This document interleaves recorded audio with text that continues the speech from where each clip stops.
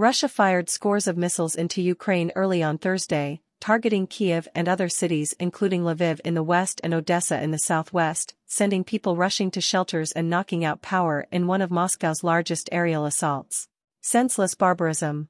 These are the only words that come to mind seeing Russia launch another missile barrage at peaceful Ukrainian cities ahead of New Year, Ukrainian Foreign Minister Dmytro Kuleba tweeted.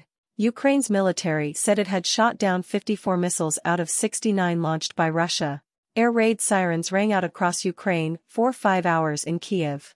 The downing of 54 missiles saved the lives of dozens of people and protected key parts of our economic infrastructure, Defense Minister Oleksii Reznikov said in a tweet.